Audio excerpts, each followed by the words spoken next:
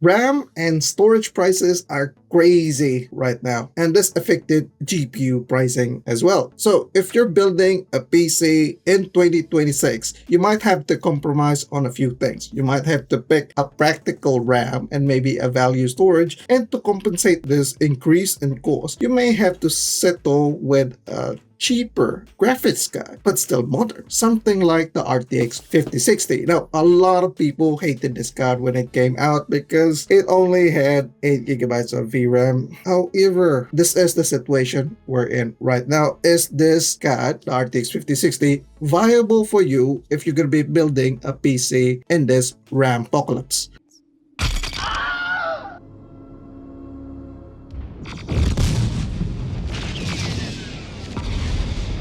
So, to test this out, we're going to be pairing our RTX 5060 with our Ryzen 7600 practical processor for the price range. Obviously, we won't be using the 9800X3D because that wouldn't be realistic in this scenario. We're going to see how this combo performs when we run it in a lot of games. Is this actually a viable choice for you? Let's find out.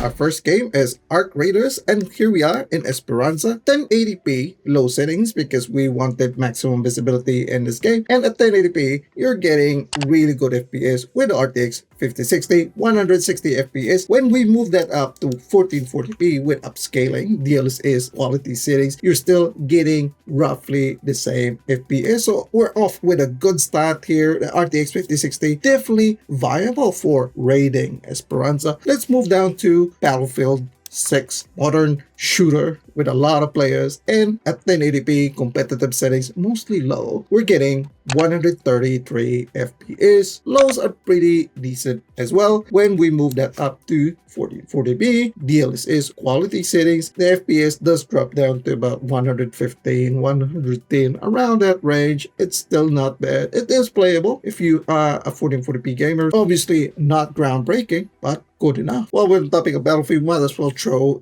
Delta Force in there, the free version of like a Battlefield game. And at 1080p low settings, you're getting really good FPS. There's actually a decent experience here with our RTX 5060. Even if we go to 1440p at DLSS quality, we're getting 180 FPS at 100% GPU utilization. That's actually not bad for our RTX 5060 combo. Okay, let's now move on to our AAA single player games. And first up, CyberPunk 2077. We can't go without CyberPunk 2077. And here we have 1080p ultra ray tracing off, and we're getting 100 FPS. Look at this one, 100 FPS. We have maxed out our GPU, and it's actually a good experience. If we're going to utilize ray tracing, let's just go with our ray tracing ultra settings here. Obviously, this has DLSS on auto, and look at this one, right? Comparing 1080p ultra against ray tracing ultra, you will lose about 26% in terms of average FPS. And look at the VRAM, you will push that VRAM as well if you're going to be pushing your ray tracing. So it's really close to the 8 gigabyte VRAM there, and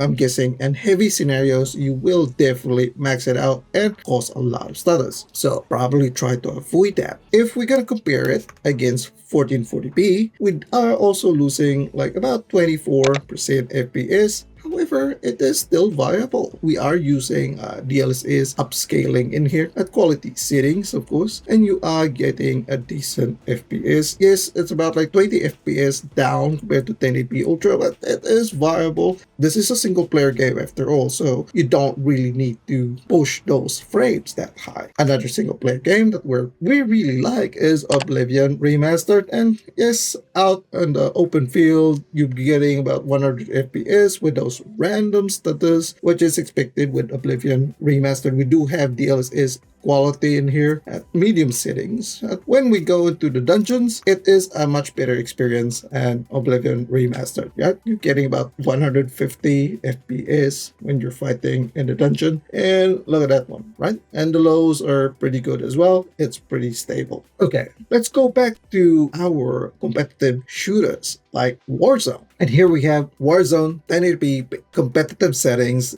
we're maxing out our RTX 5060 and getting about 170 FPS. That's actually pretty good. And another game that we play, a competitive game, is Fortnite. And we are on performance mode in here. So if you're really serious with Fortnite, you would use the settings. And obviously, we are not GPU bound in here. We're actually limited by a CPU. Yes, we are getting really high FPS, and that's because we are limited by the CPU. And another competitive game in here, more slower pace, is PUBG at 1080p. We are also limited by our CPU. We're not actually utilizing most of our GPU in here, about like 70%, right? Roughly 70%. We're getting like 300 FPS, which is actually pretty good. However, when you go to 1440p, yes, you will be utilizing like more than 90% of your GPU here, and some instances even like 100%. And then you'll be still getting really high FPS, which is around 150 to 170. So that's actually not bad with our RTX 5060 combo. Let's now move on to our hero shooters. So most of these games will have a lot of effects, a lot of things going on. And first up is Apex Legends. Now at 1080p, we are hitting that 300 FPS maximum frame rate. We've not even fully utilized our GPU with RTX 5060. Pretty good experience. When we bump this up to 1440p, we are not reaching the maximum FPS, but the FPS by itself, 280 plus, that's still really good. Another hero shooter that we are playing is Marvel Rivals, and we have low settings in here. 1080p, you'll be getting about 150 FPS, and you're maxing out your GPU, which is, and when we go to another hero shooter, I call this hero shooter, it's actually like a mech game, right? The Mecha break, you'll be utilizing most of your GPU in here, and you're getting about 150 FPS. Now this is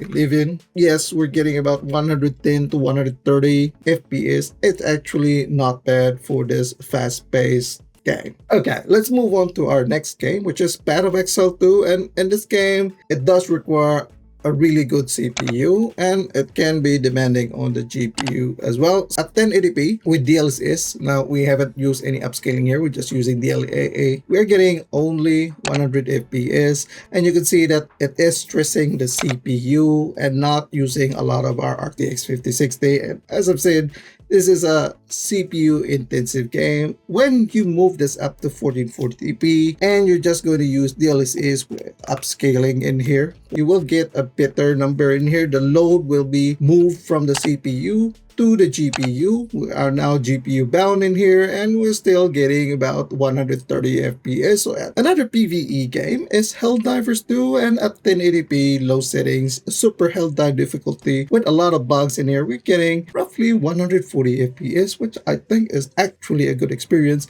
in this PvE game. Well, sometimes you do get about 110 if there's a whole lot of things going on. That's another game that I want to add in here, World of Tanks. I haven't played this game in a long time, but yeah, let's try this game out. With our RTX 5060, I've set this to maximum settings, SD, max SD, and 1440p, and you're getting 190, 200 FPS. With it being a DX11 game, we're seeing that the most of the load is being pushed to the GPU, and that's why we're getting really good, consistent FPS in here. When you tune this up a little bit higher, which is ultra settings, that's ultra, I think it's ultra SD settings, you're still getting about like 180, 170 FPS. Yes, you maxed out the GPU in here. Really good experience, man. Now, even if we crank this up to 4K, yes, the FPS does take a hit now. You're getting maybe about 100 FPS or lower than that.